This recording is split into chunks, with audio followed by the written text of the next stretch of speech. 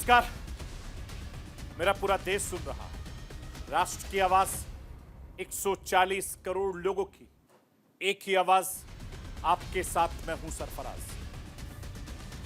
मैं सरफराज सैफी आपको बताना चाहता हूं, लोकसभा चुनाव के नतीजे आ चुके हैं। एनडीए सरकार को बहुमत मिला है। एक और जहां एनडीए सरकार बनाने की तैयारी कर रही है, दूसरी तरफ कांग्रेस सांसद राहुल गांधी ने रिजल्ट डे पर शेयर बाजार में भारी गिरावट को लेकर बयान देते हुए सनसनी मचा दी। राहुल गांधी ने कहा था, सीधे तौर पर बाजार में गिरावट के लिए प्रधानमंत्री नरेंद्र मोदी, गृह मंत्री अमित शाह, वित्त मंत्री निर्मला सीतारमण जिम्मेदार हैं और इन पर निशाना साधा है। बाजार क्रैश होने की जेपीसी की मांग की है। राहुल गांधी ने पूछा है कि प्रधानमंत्री ने 5 करोड़ निवेशकों को शेयर खरीदने की सलाह क्यों दी। बाजार क्रैश होने से निवेशकों के करीब 30 लाख करोड़ का घाटा हुआ, इसकी जांच होनी चाहिए। राहुल गांधी के आरोपों के बाद सवाल उठता है कि आखिर 3 जून को शेयर मार्केट में क्या हुआ था। यह राष्ट्र की आवाज के जरिए बताने, दिखाने, समझाने की कोशिश करूंगा। लोकतंत्र के महामुकाबले में विजेता बनकर उभरे नरेंद्र मोदी को एनडीए ने अपना नेता चुन लिया है। अब एनडीए संसदीय दल की बैठक में पीएम मोदी को नेता चुने जाने की औपचारिकता भर बाकी है। इस तरीके से तीसरी बार नरेंद्र मोदी को प्रधानमंत्री पद की शपथ लेंगे। पहले खबर आई थी कि नरेंद्र मोदी 8 जून को शपथ करेंगे, लेकिन अब खबर है कि 9 जून को शाम 6 बजे नरेंद्र मोदी शपथ ग्रहण करेंगे। इसके लिए तैयारी जोरों शोरों से चल रही है। प्रधानमंत्री पद के लिए शपथ ग्रहण समारोह का निमंत्रण भी कई देशों को दे दिया गया है, लेकिन शपथ ग्रहण में पहले एनडीए सहयोगी दलों के नेता प्रेशर पॉलिटिक्स भी शुरू कर चुके हैं। सभी दल अपने अपने मंत्रिमंडल की मांग कर रहे हैं। आखिर इन नेताओं के मंत्रिमंडल का फॉर्मूला क्या है, यह भी राष्ट्र की आवाज के जरिए बताने, समझाने, दिखाने की कोशिश करूंगा। एनडीए सहयोगी पार्टियों की शर्तों की बात भी सामने आ रही है। हालांकि शर्तें खुलकर नहीं रखी जा रही हैं, लेकिन आवाज उठ रही है। इसमें 2 सबसे बड़े सहयोगी दल हैं जिन पर इस वक्त पूरे हिंदुस्तान की नजरें टिकी हैं। एक नीतीश कुमार, दूसरे चंद्रबाबू नायडू। ये दोनों नेता अपनी अपनी शर्तें रख रहे हैं। जेडीयू ने अग्निवीर स्कीम की समीक्षा की बात कही है। यूसीसी यानी समान नागरिक संहिता पर भी चर्चा की बातें कही हैं। टीडीपी भी अपनी डिमांड कर रही है। ऐसे में मोदी सरकार के तीसरे कार्यकाल का स्टैंड क्या होगा, यह भी राष्ट्र की आवाज के जरिए आपको बताऊंगा। मैं अपने हिंदुस्तान के कोने कोने की आवाज को दिल्ली तक पहुंचाता हूं। दिल्ली की आवाज को देश दुनिया के कोने कोने तक पहुंचाता हूं। नेताओं की आवाज को मैं आम लोगों तक पहुंचाता हूं। आम लोगों की आवाज को मैं अपने देश के हुक्मरानों तक पहुंचाता हूं। आपकी आवाज से मिलती है मेरी आवाज और बन जाती है राष्ट्र की आवाज।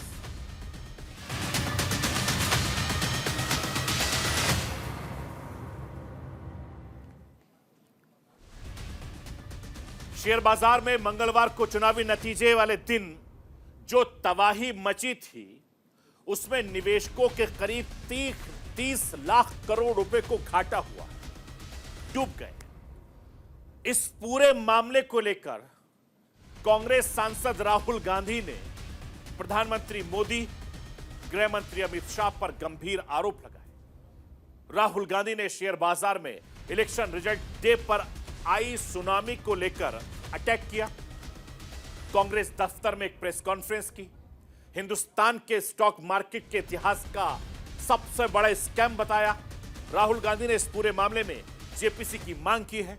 राहुल गांधी ने कहा कि बीजेपी की अंदरूनी सर्वे में 220 सीटें मिल रही थी, मगर एग्जिट पोल में ज्यादा सीटें जानबूझकर दिखाई गई। नरेंद्र मोदी, अमित शाह ने 5 करोड़ निवेशकों को शेयर खरीदने की क्यों सलाह दी? इसका फायदा उठाने वाले विदेशी निवेशक कौन है? यह स्टॉक बाजार सबसे बड़ा घोटाला है, यह बात राहुल गांधी ने कही है।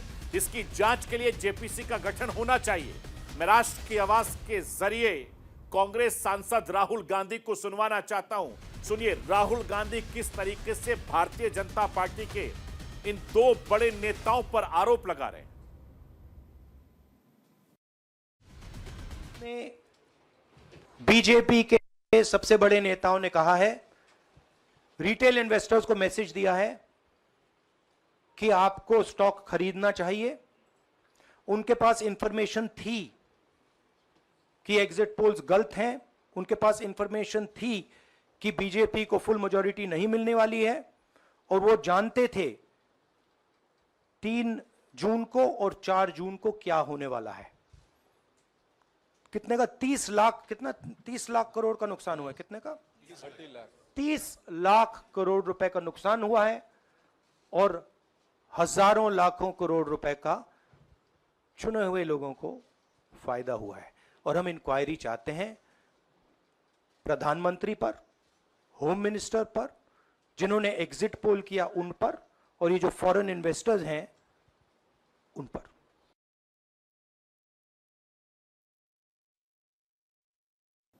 मैं आपको यह भी बताना चाहता हूं कि लोकसभा चुनाव के 7 चरणों का मतदान 1 जून 2024 को खत्म हुआ था, लेकिन इससे पहले ही प्रधानमंत्री मोदी, अमित शाह, निर्मला सीतारमण ने इंटरव्यू देते हुए कहा कि चुनाव नतीजे वाले दिन शेयर बाजार में रिकॉर्ड तेजी से दर्ज की उम्मीद जताई थी। सबसे पहले 14 मई को एक इंटरव्यू में अमित शाह ने कहा था कि 4 जून को शेयर बाजार में रिकॉर्ड तेजी देखने को मिल सकती है। इसके बाद 20 मई को हिंदुस्तान के प्रधानमंत्री नरेंद्र मोदी ने भी चुनावी नतीजे वाले दिन शेयर बाजार में तेजी आने की उम्मीद जताई थी। इसके बाद वित्त मंत्री ने कुछ ऐसा ही अनुमान जाहिर किया था। इन बयानों के बाद शेयर बाजार में रिकवरी देखने को मिली थी। इसके बाद 1 जून को 7वें चरण के मतदान पूरा होने के बाद एग्जिट पोल आने शुरू हुए, और करीब सभी एग्जिट पोल में बीजेपी को स्पष्ट पूर्ण बहुमत मिलने का अनुमान जताया गया था। लेकिन कुछ चैनलों ने एनडीए को 400 पार के आंकड़े को पार कर दिया था। एग्जिट पोल 1 जून शनिवार को आया और उस दिन शेयर बाजार बंद था। अगले दिन भी शेयर बाजार बंद था, लेकिन 3 जून को सोमवार को शेयर बाजार खुला।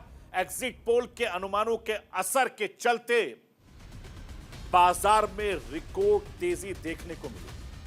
मैं आपको यह भी बताना चाहता हूं कि 3 जून को चुनावी नतीजों से एक दिन पहले बॉम्बे स्टॉक एक्सचेंज बीएसई का 30 शेयरों वाला सेंसेक्स 2000 अंक से उछलकर ओपन हुआ था, और दिन भर कारोबार के दौरान इसने अपने नए ऑल टाइम हाई किया था, यानी सबसे ज्यादा स्तर छू लिया था। मैं आपको यह भी बताना चाहता हूं कि कारोबार के अंत में बीएसई सेंसेक्स 25,507.47 अंक यानी 3.39% की उछाल के साथ 76,468,000.78 पर बंद हुआ था। सेंसेक्स की तरह ही नेशनल स्टॉक एक्सचेंज का निफ्टी भी 600 अंकों की तेजी के साथ ओपन हुआ था, और कुछ ही देर के कारोबार के बाद यह रिकॉर्ड छू लिया गया था। मैं आपको यह भी बताना चाहता हूं कि मार्केट क्लोज होने पर भी निफ्टी 733.20 अंक यानी 3.25% की तेजी लेते हुए 23,263.90 के स्तर पर बंद हुआ था, और बाजार में 3 जून का आई इस तेजी से चलते निवेशकों ने करीब 13 लाख करोड़ की कमाई भी दर्ज की थी। मैं आपको यह बताना चाहता हूं कि 4 जून को नतीजे आए तो सब चौंक गए। नतीजे बिल्कुल एग्जिट पोल के उलट रहे। नतीजे आने के बाद शेयर बाजार में जिस तेजी से उछाल आया, उसी तेजी से गिरावट भी देखी गई, जिसमें निवेशकों के करीब 30 लाख करोड़ रुपए डूब गए। अब इसी मार्केट क्रैश को लेकर राहुल गांधी ने प्रधानमंत्री से लेकर अमित शाह, निर्मला सीतारमण पर निशाना साधा। कांग्रेस सांसद राहुल गांधी ने कहा कि हम इस पूरे मामले को लेकर सरकार पर दबाव डालेंगे, जेपीसी जांच की मांग करेंगे। प्रधानमंत्री मोदी जिस तरीके से पहले काम करते थे अब नहीं कर पाएंगे, क्योंकि अब पहले वाले हालात नहीं हैं। कांग्रेस सिर्फ सरकार की बात नहीं कर रही, स्टॉक मार्केट में देश के करोड़ों लोगों को नुकसान हुआ है। मैं एक बार फिर से राहुल गांधी के ये आरोप भी सुनवाना चाहता हूं। हम जनता को एक रियलिटी बता रहे हैं कि यहां पे क्लियरली एक स्कैम हुआ है। यहां पे प्राइम मिनिस्टर ने इंडिकेट किया है, यहां पे होम मिनिस्टर ने इंडिकेट किया है, यहां पे फाइनेंस मिनिस्टर ने इंडिकेट किया है नॉर्मली बीजेपी की यह पोजीशन होती है कि जब भी हम कोई मुद्दा उठाते हैं तो हम पार्लियामेंट का टाइम वेस्ट कर रहे हैं। वही पोजीशन आपने अपनाई है, इसलिए मैंने आपसे कहा कि देखिए आप बीजेपी की पोजीशन ले रही हैं। रियलिटी एक सेकंड, रियलिटी ये है कि हम जेपीसी करवाएंगे। अब ऑपोजिशन में बहुत ज्यादा ताकत है, बहुत ज्यादा स्ट्रेंथ है और पूरा जो पार्लियामेंट का की सिचुएशन है वो बदल गई है। आज हिंदुस्तान ने एक और बड़ी खबर देखी और बड़ी खबर भी हर किसी को हैरान करने लगी। भारतीय जनता पार्टी की नई नवेली सांसद कंगना रनौत दिल्ली आने के लिए चंडीगढ़ से एयरपोर्ट पहुंची थी।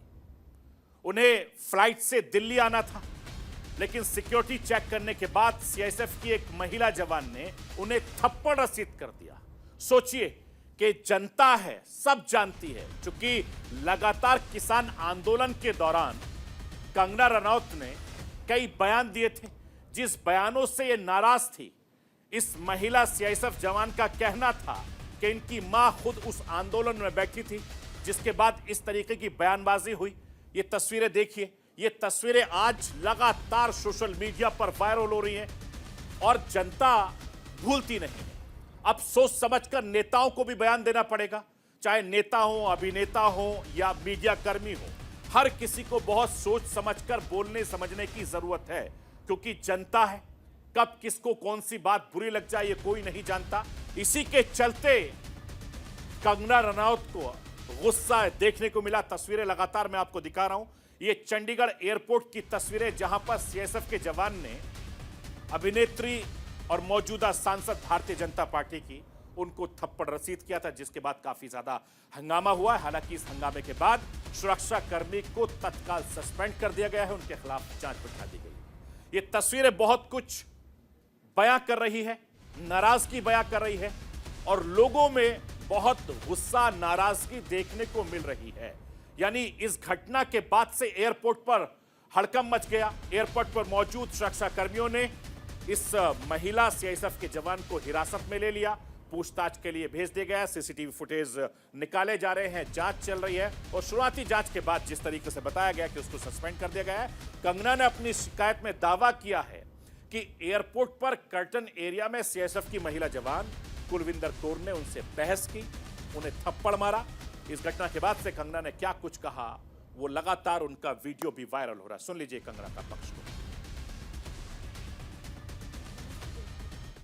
मुझे बहुत ज़्यादा फ़ोन कॉल्स आ रहे हैं, मीडिया के भी और मेरे शुभचिंतकों के भी। सबसे पहले तो I am safe, I am perfectly fine. आज चंडीगढ़ एयरपोर्ट पे जो हादसा हुआ वो सिक्योरिटी चेक के साथ में हुआ। वहाँ पे मैं सिक्योरिटी चेक करके जैसे ही निकली तो दूसरे कैबिन में जो महिला थी, जो सुरक्षा कर्मचारी थी सीआईएसएफ की, उन्होंने उनके पास या उनको क्रॉस करने का इंतज़ार किया और साइड से आकर जो है मुझे मेरे फेस पे हिट किया और गालियां देने लगी। और जब मैंने उनको पूछा कि उन्होंने ऐसा क्यों किया, तो उन्होंने कहा कि वो फार्मर्स प्रोटेस्ट को जो है वो सपोर्ट करती हैं। और I am safe, but my concern is कि जो आतंकवाद और उग्रवाद पंजाब में बढ़ रहा है, how do we handle that? Thank you. मैं आपको ये बताना चाहता हूं कि लोकसभा चुनाव 2024 के नतीजों के अलग अलग मायने निकाले जा रहे हैं। एक बार हार जीत के बाद नई सरकार के गठन की तैयारियां फिर से तेज हो गई हैं। यह तय है कि अगली सरकार एनडीए की बनने जा रही है और इस बार बीजेपी की सरकार बनने जा रही है। इस बात पर जोर कम है, इस बार जोर एनडीए पर है। वजह है पार्टी से बहुमत का दूर होना। दिल्ली में बुधवार को एनडीए की बैठक हुई और इस बैठक में सर्वसम्मति से नरेंद्र मोदी नेता चुन लिए गए थे। 7 जून को सुबह 11 बजे बैठक बुलाई गई, जिसमें एनडीए की संसदीय दल के नेता शामिल होंगे। इस बैठक में एनडीए को, पीएम मोदी को एनडीए ने घटक दल का नेता चुन लिया गया और फिर 9 जून को नरेंद्र मोदी तीसरी बार प्रधानमंत्री पद की शपथ लेंगे। 6 बजे प्रधानमंत्री के तौर पर नरेंद्र मोदी का यह तीसरा कार्यकाल काफी ज्यादा चुनौतीपूर्ण रहने वाला है। इस बार बीजेपी को अपने दम पर बहुमत नहीं मिल सका, इसलिए उसे सरकार बनाने और बचाने के लिए सहयोगी दलों पर निर्भर होना पड़ता है। ऐसे में मोदी सरकार में सहयोगी दल की भूमिका काफी ज्यादा खास रहने वाली है। मैं आपको यह बताना चाहता हूं कि नरेंद्र मोदी के तीसरे कार्यकाल में टीडीपी, जेडीयू, शिवसेना, लोक जनशक्ति पार्टी रामविलास पासवान की महत्वपूर्ण भूमिका निभाने वाली है। इन चारों पार्टियों को मिलाकर 40 सांसद हैं। इनमें से टीडीपी और जेडीयू अपने मनपसंद मंत्रालय भी चाहती है। हालांकि ऐसे सूत्र दावा कर रहे हैं हर 4 सांसद पर एक मंत्री की मांग कर रही है। इस लिहाज से टीडीपी 16, जेडीयू के जो 16 एमपी हैं 4 मंत्री चाहती है, और इसके अलावा नीतीश कुमार के 12 एमपी है वो 3 मंत्रालय चाहती है। शिवसेना 7 और चिराग पासवान को 5 यानी 2-2 मंत्रालयों की उम्मीद की जा रही है।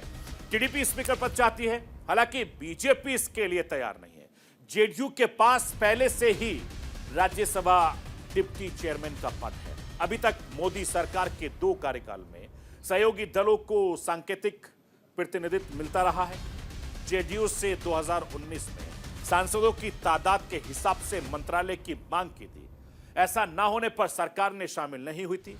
बदले हालात में बीजेपी को सहयोगी दलों में सांसदों के तादाद के हिसाब से ही मंत्री बनाने होंगे। इसका मतलब होगा कि मंत्री परिषद में बीजेपी के मंत्रियों की तादाद घटेगी और सहयोगियों की तादाद बढ़ेगी, लेकिन कुछ शर्तों पर भारतीय जनता पार्टी समझौता कर सकती है। इस तरह की उम्मीद जताई जा रही है।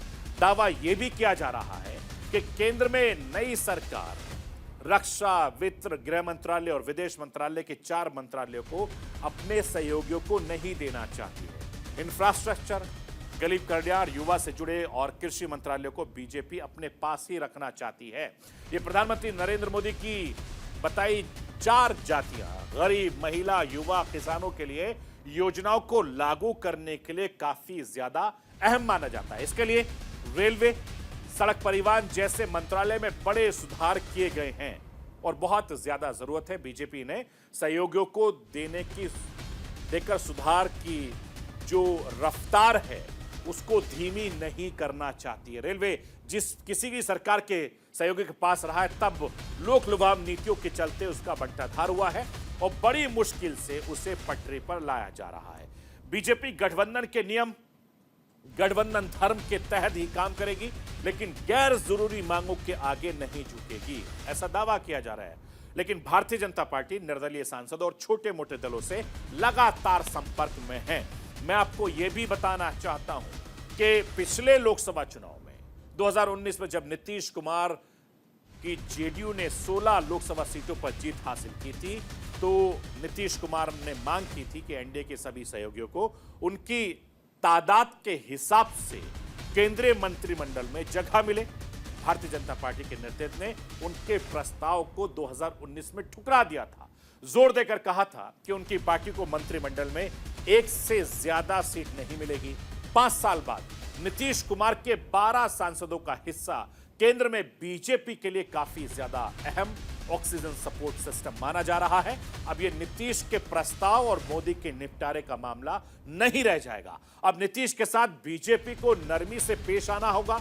शायद यही वजह है कि सरकार बनने से पहले ही प्रेशर पॉलिटिक्स के जरिए जेडीयू के राष्ट्रीय अध्यक्ष नीतीश कुमार ने अपनी बड़ी डिमांड रख दी है, ऐसा जानकार कह रहे हैं। नीतीश कुमार अग्निवीर पर नए तरीके से विचार, समान नागरिक संहिता पर चर्चा, जातिगत जनगणना, बिहार को विशेष राज्य का दर्जा जैसे कई मांगों को लेकर सरकार पर प्रेशर बनाना चाहते हैं। अग्निवीर योजना को लेकर जेडीयू के वरिष्ठ नेता केसी त्यागी ने क्या कहा है वो भी राष्ट्र की आवाज के जरिए आपको सुनवाना चाहता हूं।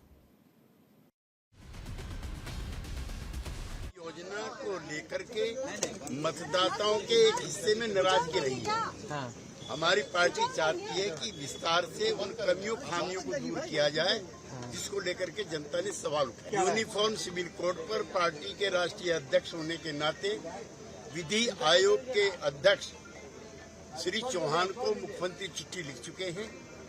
हम इसके विरुद्ध नहीं है, लेकिन जितने भी स्टेक होल्डर्स हैं, चाहे मुख्यमंत्री हो, चाहे डिफरेंट पॉलिटिकल पार्टीज हों या डिफरेंट सेक्ट्स हों, उनसे बातचीत करके इसका हल निकाला जाना चाहिए। मैं आपको यह भी बताना चाहता हूं कि केसी त्यागी का ये जो बयान है, ये बयान कई तरफ इशारा कर रहा है। जेडीयू अपनी बात भी रखेगी, मुस्तैदी के साथ रखेगी। इसके अलावा इशारों में केसी त्यागी ने कहा है कि भारतीय जनता पार्टी के लिए टेंशन बढ़ाने के संकेत दे दिए हैं। जेडीयू का यूसीसी, अग्निवीर, जातीय जनगणना जैसे मुद्दों पर हमेशा से रुख अलग रहा है। इसको लेकर बीजेपी पर प्रेशर डाला जा रहा है और नीतीश के साथ साथ चंद्रबाबू नायडू भी लगातार प्रेशर पॉलिटिक्स में लगे हुए हैं। वो 4 मंत्रालयों के साथ लोकसभा में स्पीकर का पद भी चाहते हैं, मंत्रालय भी चुनिंदा चाह रहे हैं। आंध्र प्रदेश और बिहार को का जो एक बीच है, एक चीज है जो आपस में बांधती है, वो है स्पेशल कैटेगरी का दर्जा, यानी बिहार का भी और चंद्रबाबू नायडू के लिए भी। यानी चंद्रबाबू नायडू और नीतीश कुमार लंबे वक्त से अपने अपने राज्य को विशेष राज्य का दर्जा दिलाना चाहते हैं और 2024 के नायडू और नीतीश के पास अपनी मांगे फिर से दोहराने का एक बड़ा मौका मिल गया है। अब की बार गठबंधन की सरकार तो है, लेकिन सभी गठबंधन के सहयोगी के अलग अलग मुद्दे बहुत ज्यादा होंगे और इन सबके बीच उत्तर प्रदेश में खराब प्रदर्शन को लेकर भारतीय जनता पार्टी के बीच घात और गद्दारी की बात बहुत तेजी से हो रही है। केंद्र सरकार में मंत्री रही साध्वी निरंजन ज्योति ने आरोप लगाया कि स्थानीय स्तर पर संगठन ने उनकी मदद नहीं की, तो गाजियाबाद की लोनी से बीजेपी विधायक नंद किशोर गुर्जर ने आरोप लगाया कि पार्टी भीतरघात की वजह से उत्तर प्रदेश और देश के हिस्सों में हारी है। उनका यह कहना है कि कुछ लोगों ने भीतरघात किया है, पूरी प्लानिंग के साथ भारतीय जनता पार्टी को सूबे में हराया है। मैं राष्ट्र की आवाज के जरिए साध्वी निरंजन ज्योति को सुनवाना चाहता हूं, सुनिए कि उत्तर प्रदेश की राजनीति पर वो क्या कुछ कह रहे हैं। करता जो मेरे लिए खड़ा रहा, मैं क्यों दूरी बनाऊंगी? तो परिवार मानती हूँ अपने कार्यकर्ता को, अपने फतेहपुर वासी को। मैं कभी मेरी दूरी नहीं होगी। दूरी मेरे भाइयों से नहीं होगी, मेरी बहनों से नहीं होगी, कभी ना हुई है ना होगी, चाहे मैं चुनाव लड़ूं ना लड़ूं। मैंने जो फतेहपुर से संबंध बनाया वो संबंध हमेशा रहेंगे। हाँ, इतना जरूर है कि जिन लोगों ने मोदी जी के इस मुहिम में रोड़े अटकाए हैं, उनको जरूर चिन्हित करके ऊपर बात करेंगे। उत्तर प्रदेश में भारतीय जनता पार्टी अपनी हार से काफी ज्यादा परेशान है। भारतीय जनता पार्टी लगातार आत्ममंथन कर रही है। संगठन में बहुत बदलाव की गुंजाइश है। लगातार उत्तर प्रदेश में नेताओं पर, अधिकारियों पर, संगठन पर बहुत ज्यादा प्रेशर है। आने वाले वक्त में उत्तर प्रदेश में भारतीय जनता पार्टी में बहुत बड़े लेवल पर बदलाव आपको देखने को मिल सकेंगे। लेकिन समाजवादी पार्टी के अध्यक्ष, नए नवेले सांसद अखिलेश यादव भी कुछ कह रहे हैं, वो भी सुनवाना चाहते हैं। तो ये है कि भारतीय जनता पार्टी और सीटें भी हार जाती उत्तर प्रदेश में। भारतीय जनता पार्टी और भी सीटें हारती उत्तर प्रदेश में। आप जब अयोध्या का नाम ले रहे हैं, अयोध्या की जनता का मैं धन्यवाद देता हूं। अयोध्या की जनता का दुख दर्द आपने भी समय समय पर देखा होगा। उन्हें जो उम्मीद थी वहां की जनता को, जिस तरह के सरकार का कामकाज था, लोगों को मुआवजा नहीं दिया सही जमीन का, लोगों के साथ अन्याय किया, आपने मार्केट की कीमत से जमीनें नहीं ली उनकी। जब लैंड एक्विजिशन करने के लिए आप चले तो आपने दबाव बना करके, झूठे मुकदमे लगा करके उनसे जमीन छीन ली। न जाने कितने व्यापारियों को आपने दुख संकट पहुंचाया जो 100 साल से रह रहे थे, 100 साल से लोग रह रहे थे। ऐसे भी परिवार हैं जो अपनी गाय भैंस के साथ, जानवरों के साथ 100 साल से रह रहे थे, आपने उन्हें उजाड़ दिया। आप किसी पुण्य काम के लिए आप गरीबों को उजाड़ रहे हैं। तो इसीलिए मैं समझता हूं अयोध्या और आसपास की जनता ने भारतीय जनता पार्टी के खिलाफ मतदान किया। अखिलेश यादव ने भारतीय जनता पार्टी की नफ्स पर हाथ रख दिया है। दुखती नफ्स पर किस तरीके से वो वार कर रहे हैं, बड़े दिनों के बाद उनको मौका मिला है। जैसे मैंने आपको बताया कि उत्तर प्रदेश में भारतीय जनता पार्टी की हार से न सिर्फ आलाकमान परेशान है, बल्कि उत्तर प्रदेश के तमाम नेता, कार्यकर्ता, विधायक, मंत्री, यहां तक कि जो ब्यूरोक्रेसी है वो बहुत ज्यादा इस वक्त तकलीफ के दौर से गुजर रही है, क्योंकि आने वाले वक्त में उत्तर प्रदेश में बहुत ज्यादा बदलाव होंगे। भारतीय जनता पार्टी से लेकर संगठन में और प्रदेश स्तर पर सरकार में भी बहुत बड़े बदलाव की उम्मीद जता रही है और आत्ममंथन का दौर लगातार भारतीय जनता पार्टी में इस वक्त चल रहा है। आने वाले वक्त में उत्तर प्रदेश में बहुत कुछ आपको तब्दील होता दिखाई देगा और मोदी मंत्रिमंडल में नए नए मंत्री आप शपथ होते देखेंगे। ऐसे ऐसे चेहरे होंगे, ऐसे ऐसे मंत्रालय होंगे जिसे देखकर आपके होश फाख्ता हो जाएंगे कि अच्छा इन मंत्री जी को ये मंत्रालय मिल गया। तो आने वाले वक्त में देखते जाइए कि सियासत किस करवट रुख लेती है। तो ये थी राष्ट्र की आवाज। बाकी खबरों के लिए आप बने रहिए न्यूज़ इंडिया के साथ। कल रात 9 बजे फिर होगी।